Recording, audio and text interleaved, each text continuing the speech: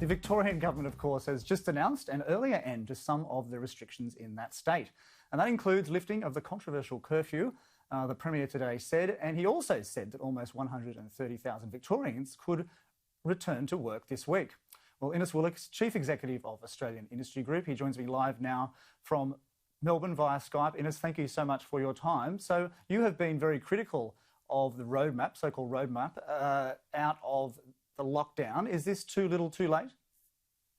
Well, it's a step in the right direction, Adam. There's no doubt about that, moving towards getting people back to work. But a lot of these restrictions should never have been in place at all, and people should have been able to work because all of these businesses that are now being able to return to work have had COVID-safe work plans and operated safely before. So, look, this is a welcome step, but it's a bit of a hodgepodge. It's all over the place, quite frankly. Some businesses are able to come back at 80%, others at 90%. Bits here, bits there. There's still thousands of businesses going to be shut down for longer. Manufacturing, retail, for instance, hospitality operating under very strict restrictions, and it's going to be very tough for them to keep going. So there's no certainty yet when all these restrictions are going to be lifted and how they will be. So it's positive, but we shouldn't have been here at all. And the roadmap out is not. Well, just on the roadmap, does it basically mean that there's now total uncertainty around the rest of the roadmap because the roadmap so far has not been followed? It's been arbitrarily changed. So is that a helpful development? Well, Adam, I said on the day the roadmap came out, it wasn't worth the paper it was written on, and I think that's been shown to be true because the government, quite frankly, seems to be making it up as they go along. We've had a curfew now, we don't have a curfew, and we can all draw our own conclusions around why that's suddenly been withdrawn a day before a Supreme Court case against it. So that's one thing. Today we hear that face shields aren't any good after thousands of Victorians have been wearing them for weeks. So there's very confusing messages all around the health issue, around the economics, it's the same, and there still is no certainty for a lot of businesses out there. I mean, how's the business going to decide, what 4/5 of their workforce turn up? Who misses out? How do they roster it? How does it all work? There's a lot of stuff in here that the business just doesn't make a lot of sense, quite frankly. And it's just taking a step back, just before we move on to industrial relations. I mean, it seems that the country as a whole is pursuing an elimination strategy. Cases are exploding overseas, as we know. So presumably this means our international border stays shut basically indefinitely. What is your best case scenario on when it might be lifted? And presumably that's going to have a very damaging impact on Australian business. Well, Adam, I think just about the only conclusion you can draw is that we're going to be locked off from the world for a very long time.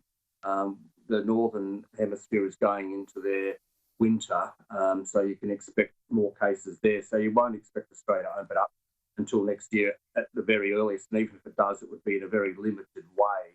But I think we can project maybe 2 or 3 years of being locked away. Now, what's the impact of that? We're already hearing, Adam, from business leaders, CEOs, business owners, that they're missing opportunities, they're missing investment chances, they're missing markets, they're missing being able to tie up with other businesses. We're hearing about the difficulty in getting labour in to repair machinery, to do maintenance work. All of those sort of things are really impacting on business at the moment. And of course, the longer it goes, the harder it will get and the more struggle that business will have. We can't just operate as an island forever. You've got the situation now, Adam, around Port Botany where there's been strikes and go-slows. That's exacerbating the situation in terms of our relationship with the broader world. And at some point, we do need to get out there for the sake of our economy to get it going again. We've all heard from the Treasurer and the Prime Minister about how this budget looks like it's going to have to be structured, but we need to get the wheels of commerce moving quicker, and that involves much more international engagement as quickly as possible. And it's just moving on now, just moving on to industrial relations. We've seen in recent weeks an extraordinary falling out, it seems, amongst the various business groups and unions that were part of the Prime Minister's so-called series of working groups. Is the process basically dead in the water now? No, I don't think so, Adam. We're part of it. We're part of all 5 working groups. There's obviously going to be differences of opinion, difference of focus as you get to the pointy end. We are still working with the government and with others in good faith. We think that there is potential for some progress in a couple of quite key areas. Not everyone is going to get all that they want out of this. What you've described as the falling out is around a particular proposal that was put up and, quite frankly, just won't work for the vast majority of employers. So we're back at the negotiating table trying to work the issues through. I'm hopeful. More than that, I'm confident we'll be able to get somewhere positive over the next week or two. And just moving on to a federal court decision, which has basically sided with the unions over Qantas about an issue over JobKeeper and some workers who are paid fortnightly. Do you expect many other large firms to be caught out, essentially over the complexity of the JobKeeper legislation?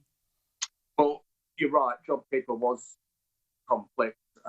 It was put together very quickly, as we've said many times, and businesses have had to work through. We've got many cases of members of ours who didn't apply for JobKeeper where they thought they might have been eligible, but they didn't want to put their toe over the line and then find out later that they weren't. So, and that's created their own difficulties for them. The federal court decision, I think, has made it very clear for business how JobKeepers operated, and those who sort of took what you might call the Qantas path are going to now have to rethink.